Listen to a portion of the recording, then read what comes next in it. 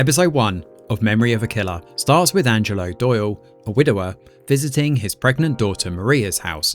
He greets Maria's husband Jeff before visiting his late wife's grave on her birth anniversary. When Jeff asks to take their car to work, Angelo offers to drive Maria to the elementary school where she teaches. He tells Maria that he is going to work, but instead ends up in the basement of his hideout.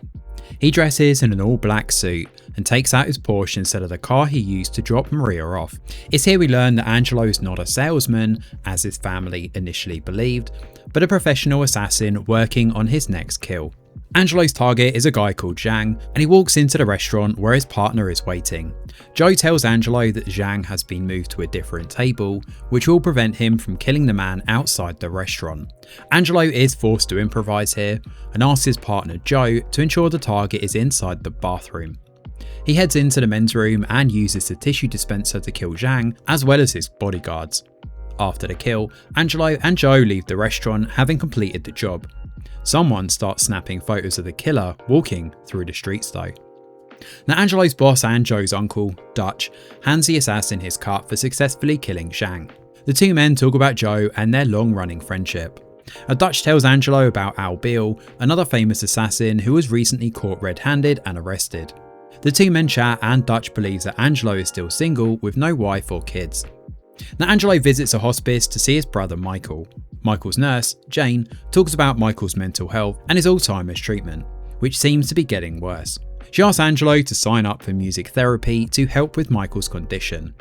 Now Angelo is driving back home when a carrier vehicle and a car block him from both ends. He notices a driver wearing a gold watch and grows suspicious. He drives into a rooftop parking lot, escaping the truck, which leaves after Angelo's car suddenly vanishes from the underground lot. Now Angelo watches from the rooftop as the truck leaves and then makes it back to his own apartment. While trying to get inside, Angelo forgets his door code and his briefcase. Worried that he too is losing his memories due to Alzheimer's, Angelo starts panicking. He asks Joe to run the number plates for the truck that was following him, and Angelo goes through the files of his past assassinations and looks for photos of men wearing gold watches. He notices a man called Carl in one of the photos and recalls seeing him on the street taking pictures. Now Angelo talks to Dutch about the Italian gangster he killed and the gangster's brother, who is after him to avenge the murder. Dutch promises to ensure Angelo is safe, but Angelo gets aggressive with his boss. Dutch asks Angelo to back off and reminds him that he works for Dutch, not the other way round. That night, as Angelo gets back home, he's followed by an ambulance. He manages to drive away to his secret hideout and leaves his weapons and cash there. He changes into his normal clothes and drives to Maria's house for dinner, where he helps his daughter make their family soup. Angelo is not impressed with Jeff's line of work and makes his concerns for Maria's future baby known. Maria tries to defend Jeff, but Angelo remains worried for her. Now Angelo, Maria and Jeff raise a toast to his late wife Leah. And after dinner, Angelo notices how much Maria is missing her mother and consoles her. That night, Angelo recalls how Maria found Leah dead after someone had shot her. He goes back to his actual house and notices that someone has actually broken in. He tries to inspect it, but sees the same truck from earlier passing by across the street. Angelo talks to Joe and concludes that Dutch may be hiding something, so he goes to Carl's favourite nightclub and realises it's the same bar that Dutch actually frequents. At the same time, a local cop and family friend called Dave shows up at Maria's house looking for Angelo. He reveals that Angelo was not at home, which worries her, and Maria tries to coerce Dave into talking, but he refuses to divulge any information about Leah's murder. Now at the bar, Carl and his group are kicked out by the bartender Nikki. Angelo tries to follow Carl, but runs into Dutch, who forces him to stay. Angelo leaves Dutch to go dancing as he makes small talk with Nikki. He reveals that he's a hitman, but she refuses to believe him. He lies about being a photocopy salesman here and takes Nikki to his apartment, where the door lock starts beeping again, causing Angelo to panic. Nikki uses a restroom, which allows Angelo to look through her bag. When he finds nothing suspicious inside, he hides his gun in a safe. The two hook up, and Nikki awakens the next morning and gets dressed. She goes looking for water in the fridge, but leaves when she finds Angelo's gun there. Angelo is dumbfounded to find this, given he initially hid it in the safe. The next morning, Angelo attacks Carl on the street and threatens him with following him. Carl denies knowing anything about what is happening to Angelo, but Angelo kills him. He makes it to Maria's sonography, where Jeff is also present. The trio learn that Maria is having a baby boy and they celebrate. But just then, Angelo receives a call from Dave and learns that Leah's murderer, Earl, is free from prison due to his influential mob family. A Dutch texts Angelo to inform him about Carl's death and asks him to meet. Angelo ignores the call and goes to a local restaurant where Maria and Jeff are waiting for him. Angelo notices a laser pointed at Maria and saves her from being attacked by a shooter from across the street. The episode then ends with Angelo chasing the shooter, who is the man in the truck. Episode 2 of Memory of a Killer starts with Angelo sitting in the hospital waiting room after the shooting incident at the restaurant. The news playing in the background addresses the murder of a scientist from 2 years ago. Interestingly, Angelo recalls killing the scientist, Robert Park, in his lab during that same period of time. Now Angelo gets clearance to see Maria, who's doing fine after the bullet grazed her during the attack. He checks up on his daughter too, but Maria tells him that she's fine. Now Angelo comes clean to Maria here and reveals that her mother's killer Earl has been released from prison. Maria starts panicking, but Angelo tries to reassure her. He gets a call from Dave, who reveals that Earl was in police custody and being interrogated. In the interrogation room, Dave asks about Earl's whereabouts from the previous afternoon. Earl denies having any part in the shootout, but reveals that he overheard someone talking about shooting a bounty. Dave is called out to chat with FBI agent Linda Grant over the phone here, and he asks Angelo to ignore the comments made by Earl, who seems to have been losing his mind due to his alcoholism. Angelo leaves to go back to his hideout, still thinking about the ferryman detail mentioned by Earl. Dutch leaves Angelo a voice note, calling him out for lying and asking to meet. Later that night, Angelo meets Dutch and the two men have a heated argument about Carl's murder. Angelo doubles down on the lie that he didn't kill Carl and asks Dutch to check with Nikki. Dutch later gives Angelo a new consignment to kill a mob accountant called Pater Vukas. I hope I've pronounced that correctly. Angelo's worried about painting a target on their backs, but Dutch asks him to retrieve a flash drive from the accountant's safe before murdering him. That night, Maria and Jeff discuss her father. Jeff claims Angelo is hiding something from them, but Maria stands by her dad. The next morning, Angelo goes back to the restaurant to try to figure out who attacked Maria. He calls someone named Belinda to seek her help. Meanwhile, Joe poses as a pool cleaner and shows up at Pater Vukas' house along with Angelo. There, the two men kill his bodyguards and force him to open his safe. Pater Vukas offers cash to Angelo to spare his life, but Angelo shoots him before taking the flash drive. Later that day, Dave tells Angelo that Earl was brought in for questioning and that the FBI is looking at him for the shooting. Dave claims that he was able to procure 4 out of 5 bullets from the restaurant and wonders where the remaining bullet may have gone.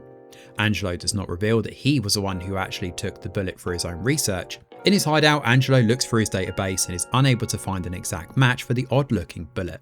The next morning, Angelo wakes up at the hospital by Maria's bed and overhears Dave talking to Linda. Linda tells Angelo that she's looking into Carl and asks him to recount the events of the incident. Angelo's memory of the event seems hazy, but Linda praises him for being brave during the incident. Later that night, Angelo sees Belinda, who makes custom bullets, and asks her about the shooter. She denies having made the bullet for him, which makes Angelo realise that Belinda's assistant, Wesley, made the bullet behind her back. The next day, Angelo goes to the motel where the shooter, Henry Block, is hiding. He beats Henry up and asks him to reveal the identity of his boss. After some coercion, Henry reveals that a mystery man named the Ferryman gave him the bounty to kill Maria. Now Angelo throws Henry off a bridge into the river and tries to exit the forest. He appears to have lost his way, initially unable to get back to his car, but he eventually makes it back and is relieved to have done so. At the same time, Linda shows up at Maria's house to talk about the shooting. Maria reveals that Angelo was in the military, which explains his alertness during the attack. Linda talks to Maria about personal loss here, and she brings up Leah's murder. The FBI agent reveals that Maria's life is still under threat and asks her to be careful. Maria tells Jeff that she's scared. That evening, Angelo brings groceries for Maria and chats with her and Jeff over dinner. Jeff finds Angelo's luxury jacket on the rack that he left behind and shows it to Maria. Maria grows suspicious of her father and looks inside the jacket pocket. There she finds a news article about Pater Vukas. That night, Angelo goes to Dutch's restaurant for his 60th birthday. Angelo talks to Dutch about Joe being irresponsible, but Dutch asks him to be patient with his nephew, who is learning how to be an assassin. That night, Maria looks up the news article and learns about the man's murder from earlier that day. The morning after, Maria hands a jacket back to Angelo and brings up the luxury brand. Angelo cooks up a lie about how he got it and the two head out. Angelo notices the hesitation on Maria's face, but she leaves without saying anything. The episode then ends with Angelo finding the news article in his jacket pocket and growing concerned. Episode 3 of Memory of a Killer starts with Angelo driving back home after Dutch's birthday celebration, recalling what happened the night of Dr. Robert Parks' murder. He missed the opportunity to actually shoot Parks, who pressed a distress signal to alert security before fleeing from the lab. Later that night, Dutch's cousin Eddie shows up at the restaurant to inform him that an internal affairs detective named Marco Garcia is investigating Dutch's company. The detective has evidence against McGee and Angelo, the two assassins obviously working for Dutch. Together, the four men discuss how Garcia will soon be submitting evidence to the US Attorney's Office. Dutch asks the assassins to kill the detective, making it look like an accident, while Angelo takes responsibility for killing the man. Meanwhile, Dutch tells Angelo how he worked with Eddie in the past when the NYPD was investigating him. This news surprises Angelo, who appears unhappy with Dutch for hiding this detail. The next day, Maria starts panicking as she hears gunshots while doing everyday tasks like buying groceries. She decides to stop letting the incident weigh her down and asks Dave to help her acquire a shooting license. So Dave takes Maria to a shooting range and helps calm her nerves by shooting targets. He brings up an incident from their past, but Maria ignores his comment. At the same time, Joe hacks into the CCTV footage at Detective Garcia's house. He learns about Garcia's son Danny, Samurai Lord, and his involvement with drugs. Joe then meets Danny at a local park and orders drugs from the young man for a party that he is hosting. Danny falls into the trap and befriends Joe, inviting him into his apartment. Joe and Angelo go through the trash from Garcia's and learn that he was actually a diabetic. Meanwhile, Angelo meets Earl at a diner and brings up the ferryman. He asks Earl to come clean about the night at the bar, where he overheard a conversation regarding the bounty on Maria. Now Angelo claims that Earl is being used as a messenger, and he asks the man to leave their town and threatens to kill him. Later, Angelo decides to kill Garcia by spiking his insulin. Joe also helps track Garcia down and shares his location with Angelo. Now Angelo finds Nikki's necklace in his apartment, so he goes to her bar to return the item, trying to explain why he had the gun in his freezer the whole time. And Nikki is worried about Angelo's involvement in Kyle's death, and that she will be framed just by being associated with Angelo. Just then, Nikki's mobster boyfriend Lorenzo shows up at the bar and acts territorial with her. Angelo leaves the bar to follow Garcia and finds him entering a caravan. He overhears him having a conversation with McGee. As it turns out, McGee was the person providing evidence to Garcia to frame Eddie and Angelo. Now Angelo tells Dutch about McGee betraying them, and the two men discuss how to resolve this. Elsewhere, Dave receives a call about a dead body discovered nearby. He tries to send Maria home in a taxi, but she offers to ride along. At the scene of the crime, Maria recalls seeing her mother's lifeless body next to the victim, who is actually Henry Block. The next day, Angelo runs into Agent Grant at the local convenience store. The two have a pretty awkward conversation as Grant seems suspicious of Angelo, who's trying his best to seem as normal as he possibly can. Over dinner, Angelo learns about Maria's meeting with Dave and her guilt over meeting the cop in Jeff's absence. She mentions Henry's dead body, which reminds Angelo of the article she discovered in his jacket. So Angelo makes up a lie about the article to regain Maria's trust. That night, Angelo, Eddie and Dutch meet McGee at the restaurant, where they discuss ways to kill Garcia. Angelo asks for McGee's help with the murder and to bring drugs to the LA detective's house. At Garcia's place, Joe drugs Danny and knocks him out while Angelo kills McGee. The two frame Danny for killing McGee, while Joe sends a text to Garcia using Danny's phone. They set up a camera in Danny's room to capture Garcia getting rid of McGee's body to save his son. Now Angelo finds Garcia burying McGee's body and threatens to expose Danny if he continues to investigate him and Eddie. Now Angelo calls Dutch to inform him about the job being done, but ends up calling Maria instead. That night, Angelo talks to Dutch about Garcia, while the assassin tells his boss how he would appreciate not being kept in the dark about any future NYPD investigations. And Nikki shows up at Angelo's apartment, revealing that she's ended things with her mobster boyfriend. Nikki ends up in Angelo's bed while he wonders who the ferryman is. The episode then ends with Angelo meeting Wesley, accusing him of working for the ferryman and asking to meet the guy. Episode 4 of Memory of a Killer starts with Angelo coercing Wesley to call the man he sold the bullets to. When the guy shows up, Angelo eventually ties him to a chair and asks questions about the ferryman. This guy, Herc, refuses to make any revelations about him. Now Herc asks Angelo to kill him, as the ferryman can kill not only him but his family too. Angelo obliges and turns his attention to Wesley. It's here he mentions a power plant. The next morning, Angelo goes to Maria's house, where he notices tension between her and Jeff. Now Angelo lies to Maria, claiming to have an issue with his phone to explain the call from the night before. He tries to check up on his daughter, but Maria lies that she's listening to a podcast to help process her trauma. Now later that day, Maria shows up at the shooting arena where she meets Dave and talks to him about her mental health. She's suffering a lot and wants him to teach her to defend herself. She doesn't think Angelo and Jeff will understand what she's actually going through. Dave gets a call from the police station here about the shooter who attacked her not long after, so he takes Maria to the police station with him. At the same time, Joe and Angelo are discussing their next victim, an arms dealer named Catherine Morton. Joe gives Angelo a breakdown of Catherine's line of work, as well as the details of her meetings. Angelo focuses on killing Catherine when she's at a spa session before an arms deal. Just then, Angelo reads a message on Herc's phone that he picked up before killing him. The message itself is coded and Angelo can't understand it. For now though, the two make their way to the spa room when Angelo asks Joe about the power plant. Joe reveals that the plant is located on Willow Road, the same place mentioned on Herc's phone. Angelo calls off the hit and warns Joe about questioning him. Now Angelo ends up at the power plant looking for the person Herc was working for. He kills 2 of the 3 goons pretty quickly and attacks the third, named Leo. Now Leo falls and hits his head on a rock and he starts bleeding out. Angelo demands to know who ordered a hit on his family. Before dying, Leo reveals that the ferryman was after Angelo due to a personal grudge.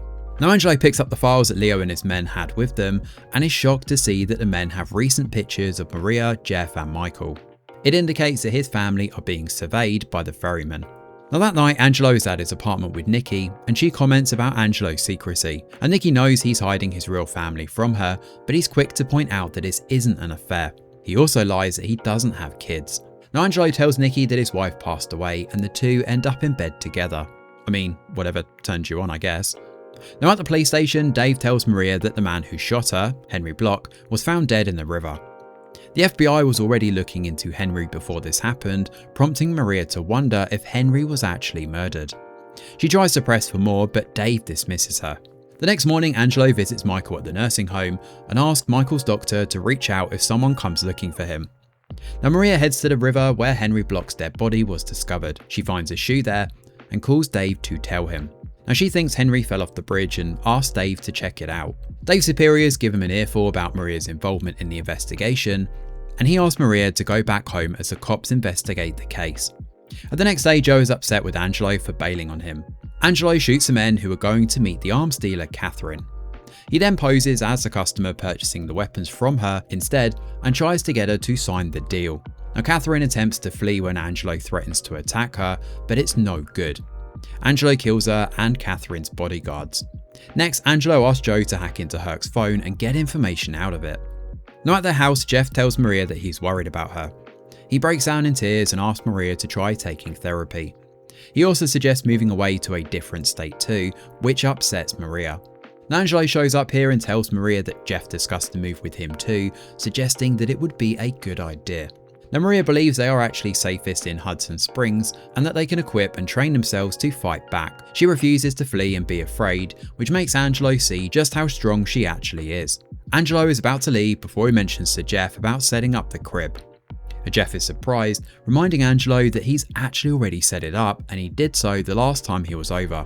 Reeling from this, Angelo goes back to his apartment and calls Jane, Michael's doctor, about treatments for Alzheimer's. Jane mentions some clinical trials, but Angelo doesn't mention anything about his own memory loss. He offers to join Michael during his musical therapy sessions instead. And the FBI end up at the power plant here, where they find the 3 dead bodies Angelo left behind. Linda believes the 3 bodies have been staged to look like they killed each other. She adds that there's one person behind all 3 murders and believes they set the scene to tamper with the investigation. That night, Dave tells his senior that Henry was murdered according to the blood found on the bridge. Joe shows up at Angelo's apartment with Leo's phone and the 2 men talk, sharing a drink. The episode ends with Angelo calling one of the numbers on Leo's phone and he's shocked to hear none other than Nikki on the other end of the line. Episode 5 of Memory of a Killer starts with Angelo and Joe on a mission when the former is taken back to his life 5 years ago. Angelo recalls being in Montana with his wife Leah, and the two make plans to move there and live the life they dreamed of. After the trip, Angelo and his brother Michael meet Dutch at his restaurant.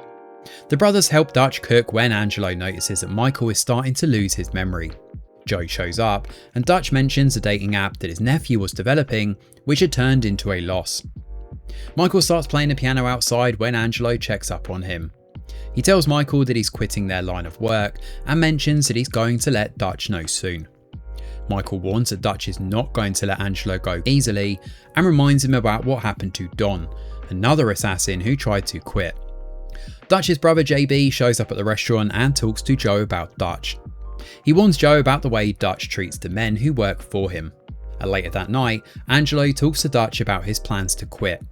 He reveals that he'll be moving to Texas, but Dutch asks him to come clean about what's happening. Angelo wants to stop and believes he deserves a break. Dutch initially agrees to let Angelo go, but asks to speak to him about a mission. He asks Angelo to get rid of JB, whom he claims is stealing from him and using the money to shower women with gifts. Dutch is upset with his brother for stepping out of line and asks Angelo to finish one last mission for him. Angelo goes to meet JB and talks to him about Dutch's orders. JB tells Angelo that Dutch is lying about him stealing. He reveals that it's Michael who is in charge of logging deposit slips after collecting payments from their clients. JB claims that Michael may have misplaced the slips due to his mental condition and asks Angelo to check with his brother. Angelo is on his way to meet Michael when Leah calls him about their plan to move to Montana. At Michael's house, Angelo sees hundreds of sticky notes lying around with reminders that Michael has left for himself. He opens a drawer and finds the missing deposit slip that JB mentioned. Angelo then finds Michael outside their childhood home. The two brothers talk about what is going wrong with Michael, and Michael tells Angelo that he's losing his memory and has been trying to move Dutch's money from one account to another. He confesses that he has lost track of the money and does not know where it is. Michael tells Angelo that he's worried Dutch will kill him if he finds out about the money or his memory issues. The next day, Angelo takes Michael to the hospital for a checkup. The doctor runs a memory test on Michael and tells Angelo that he needs immediate help. Angelo takes Michael to his family home for the first time and tells him about his wife and daughter. Inside, Michael introduces himself to Leah as Angelo's work friend. In private, Michael tells Angelo that he should protect himself, Leah and their daughter. He asks his brother to keep his condition a secret from everyone, including Dutch. At that night, Angelo goes to Michael's office and gets rid of all the sticky notes. Dutch asks Angelo to put a hold on JB's murder and tells him that he will be meeting Michael to review the expense ledgers and account for the missing money. Angelo tells Joe about this and asks him to look into JB's ex-girlfriend, Kayleen. He calls Kayleen and gives her instructions on what to say to Joe in order to cause trouble for JB. That night, Angelo sets up fake suitcases in JB's apartment to make it seem as if he's running away.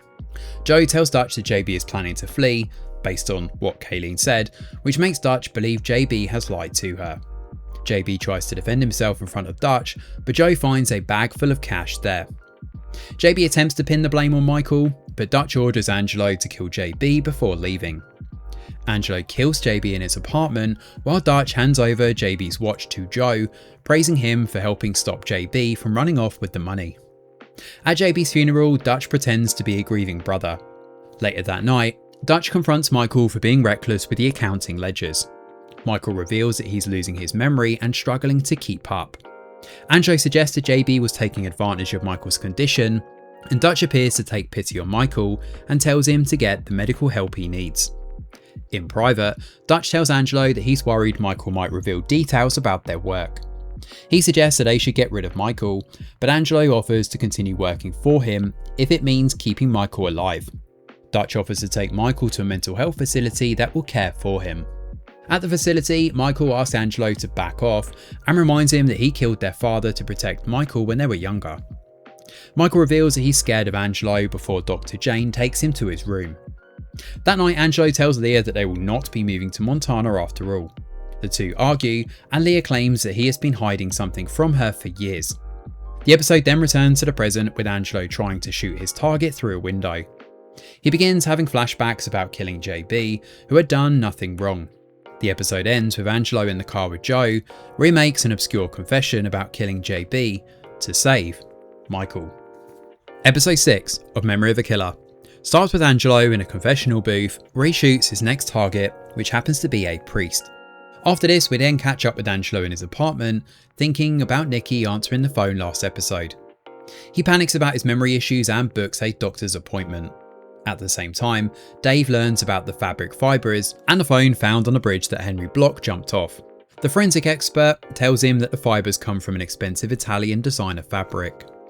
As he looks at Henry's highly encrypted phone data, Dave asks the forensic expert to analyse the fabric fibre to get to Henry's killer.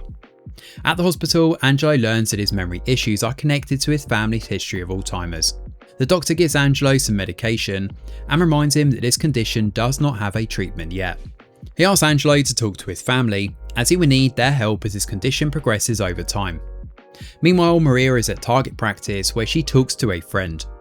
She asks the man how she could procure a gun before getting her official permit. The man gives Maria a number, reminding her of the repercussions of using a weapon on someone to end their life. Angelo asks Nikki out for lunch and she brings up the fact that Angelo lied to her about her gun. Nikki insinuates that Angelo is suffering from memory issues similar to her mother's. Angelo denies it and asks Nikki to stop worrying about him. At the restaurant, Eddie tells Joe that Dutch asked him to pay a few cops to keep them on their side. Angelo shows and tells Joe about their next assignment, and Joe talks to Angelo about the last assignment, but the latter refuses to discuss it. Angelo shares the details of their next assignment with Joe, revealing that they'll be killing Shane Hansen, a man who betrayed the Russian mob. The district attorney is protecting Hansen, and they will have to kill the man on live television during his upcoming public appearance for an interview. Angelo discusses a strategy to kill Hansen with Joe, when the latter brings up the favours he has done for Angelo in the past. Angelo gets upset over this and asks Joe to focus on the task at hand. Jeff visits Dave at the police station and talks about Maria. He wonders if he should hire a private investigator to protect her, but Dave believes that doing so would tamper with the case and could pose more danger to her. Dave talks to Linda about her involvement in Maria's case, and Linda reveals that the FBI had been investigating Henry Block, who was involved in the murder of Maria's mother. Angelo and Jeff had a motive to kill Henry, but Jeff refuses to accept this theory. Linda tells Dave that she will be sharing all the evidence she has collected so far, asking him to keep an open mind about Angelo. That night, Angelo and Nikki are at his apartment, where he gets up to take a work call. Angelo pretends to talk about a printer delivery to throw Nikki off, as she overhears his conversation. The next day, Joe tells Angelo that Shane Hansen has an implantable cardioverter defibrillator, or an ICD, in his chest to regulate his cardiac rhythms. He believes they can use a transmitter to interfere with the ICD. Later, Angelo and Joe go to the filming set to plant the transmitter on Hansen's body before the live stream starts. While Angelo pretends to be part of the security to distract Hansen's bodyguard, Joe pretends to be an employee who would put a microphone on Hansen. As soon as the live stream starts, Angelo and Joe set the transmitter off, killing Hansen on live TV.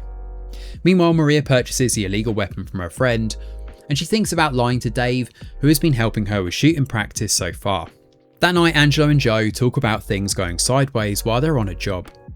Angelo gives Joe advice here on how to take advantage of opportunities, and praises the latter for thinking on his feet at the filming studio earlier that day.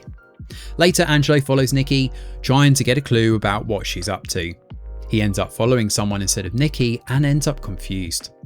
Meanwhile, Nikki shows up at the doctor's clinic Angelo visited and asks the doctor to continue giving her the information she needs. The episode ends with Jeff talking to a private investigator who gives him the fibre similar to the one found by the forensic expert. Episode 7 of Memory of a Killer starts with Angelo listening to a news report about Dr. Parks' murder, trying to recall what he said before Angelo shot him. Struggling, Angelo visits his doctor and signs himself up for shockwave therapy session to jog his memory. In doing so, Angelo recalls various murders he's committed over the years, but is unable to recall his conversation with Dr. Parks. Dr. Singer tells Angelo that he needs to push through the side effects of his medication, including insomnia and hallucinations. As the session continues, Angelo hallucinates shooting himself as one of his targets, which causes him to panic and end the session abruptly. Meanwhile, Jeff arrives at the police station with his uncle Jacob, who happens to be a private investigator. He introduces Dave to Jacob and reveals that he found a button at the crime scene which could help the investigation. Dave remains standoffish though and warns Jeff about tampering with the case.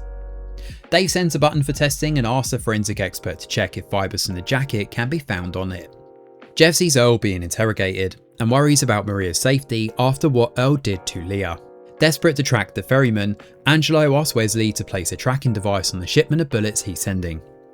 Wesley is skeptical, but Angelo promises to protect him. Angelo then meets with Dutch and asks about Dr. Parks, suggesting that he may have killed an innocent man.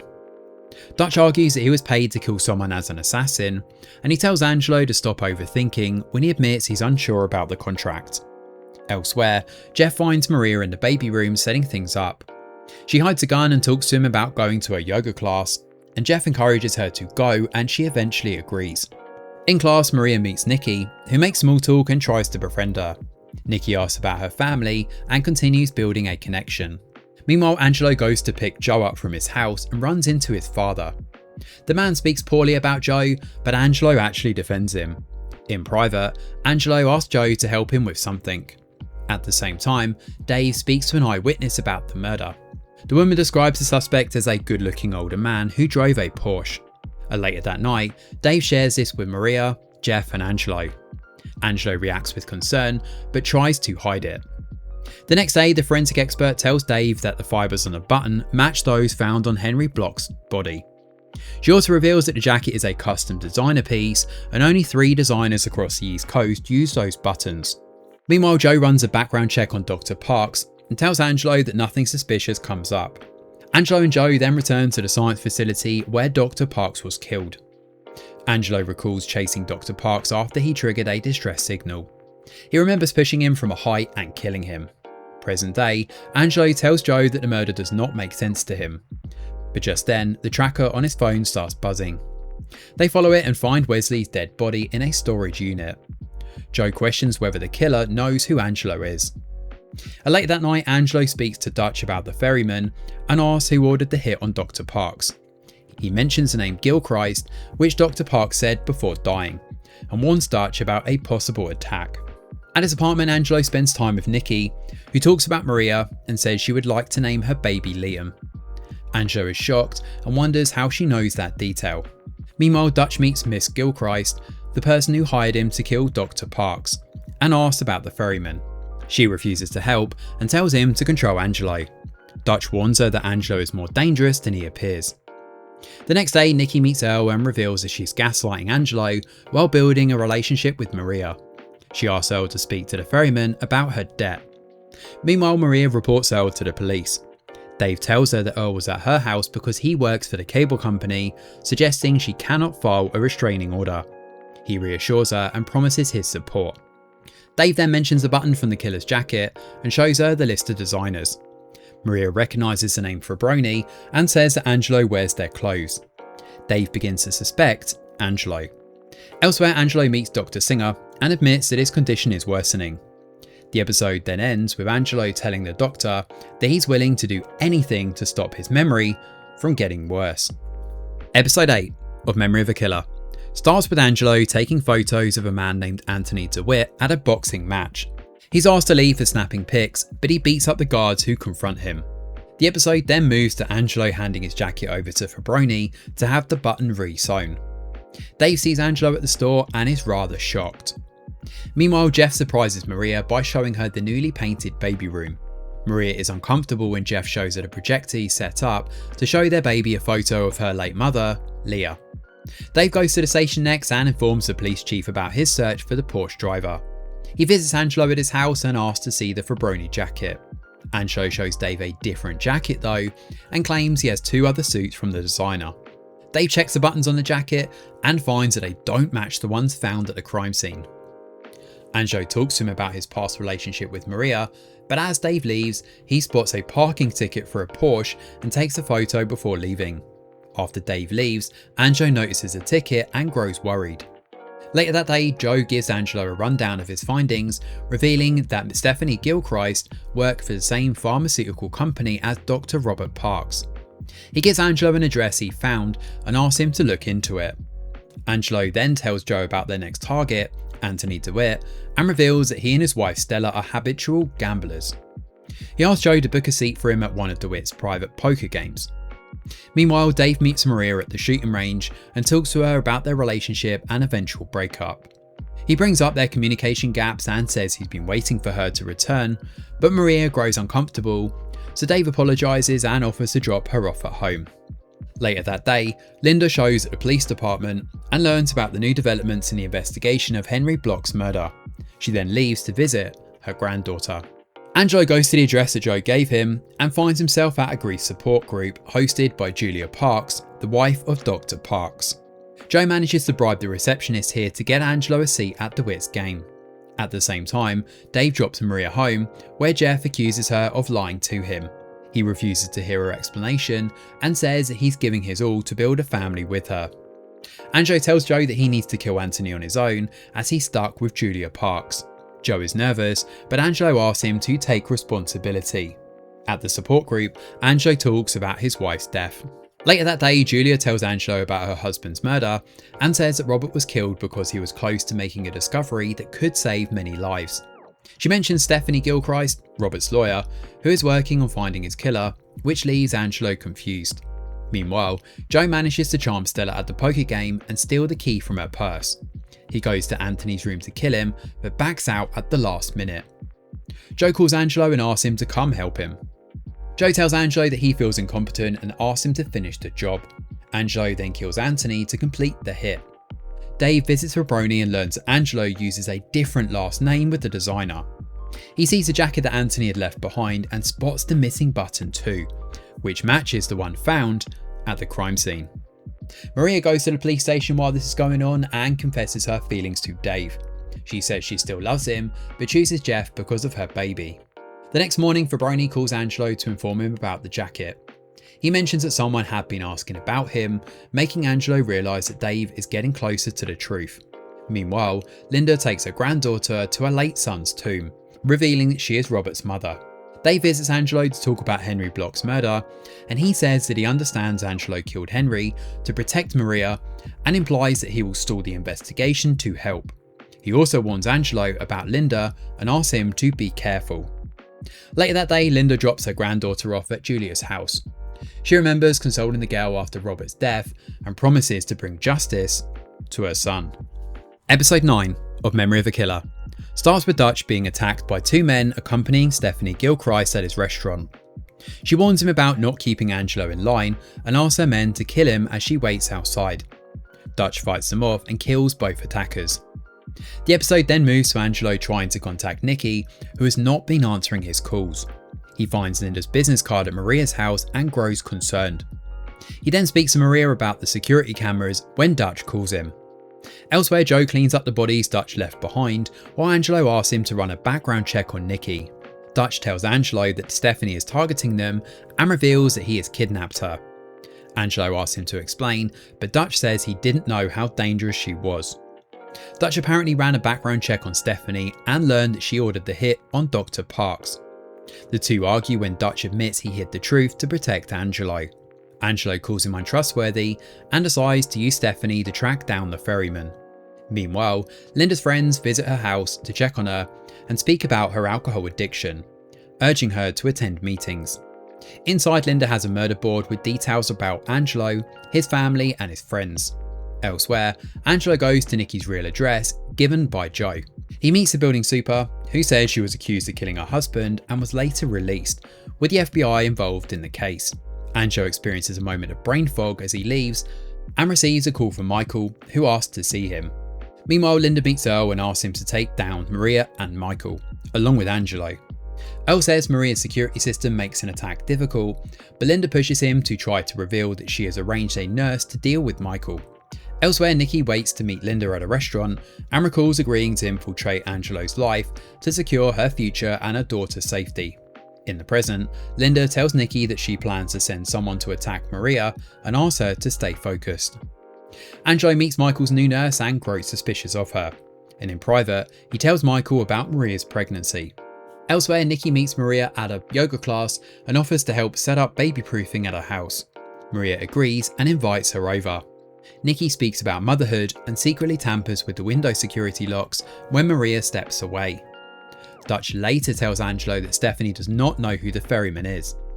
Soon after, Nikki calls Angelo and ends their relationship, apologising for what she's done, leaving him confused. Coincidentally, Angelo spots Linda leaving the FBI office and follows her as she meets Julia. Julia recognises Angelo, which raises Linda's concern, and Angelo realises that Linda is Dr. Robert Parks' mother and calls Joe to say that she is the ferryman. Later, a drunk Linda calls Angelo and blames him for Robert's death. She calls both of them monsters. Angelo sympathises with her though and offers to help get her answers, asking her to meet. Angelo brings Stephanie to Linda and asks her to reveal the truth. Stephanie admits that a company hired an assassin to kill Robert to stop him from exposing a safety issue in his research. Linda is shocked and blames Stephanie. Angelo tells Linda that she can do what she wants with Stephanie, and Linda kills her and tells Angelo she is not done with him. She warns that Michael and Maria are in danger and he cannot save them both. On the way back, Angelo tries to call Maria, but she doesn't answer. He contacts a medical facility and learns that Michael is at a concert. At the same time, Earl arrives at Maria's apartment and shoots her pillows on the bed. Maria comes out of hiding and holds him at gunpoint, revealing that Nikki warned her. Earl challenges her and Maria shoots him. She calls 911, but Earl gets back up and tries to shoot her. Angelo arrives in time and kills Earl before he can harm Maria. Afterwards, Angelo goes to see Michael and learns that Dutch arranged for the nurse to protect him. Dutch tells Angelo that he's worried about his safety as the penultimate episode comes to an end. Episode 10 of Memory of a Killer starts with Dave telling Angelo how Earl had photos of Leah hidden in his house.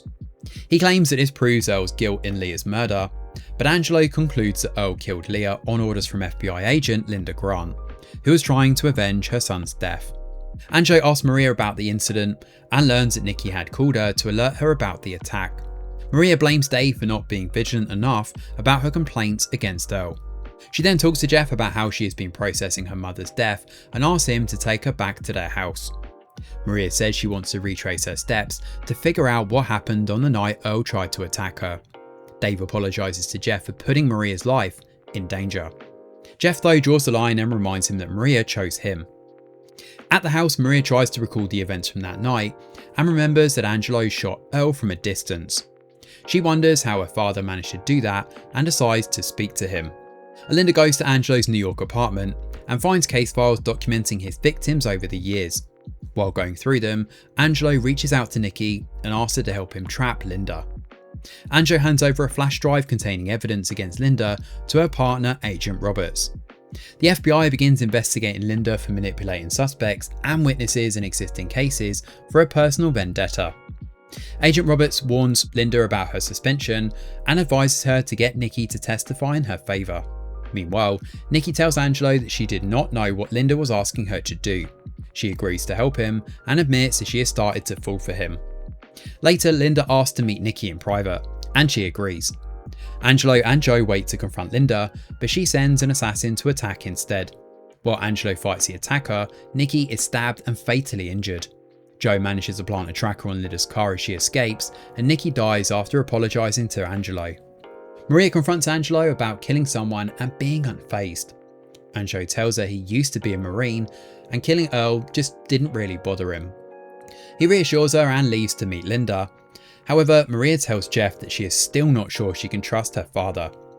Joe asks to join Angelo in going after Linda, but Angelo refuses and follows her alone.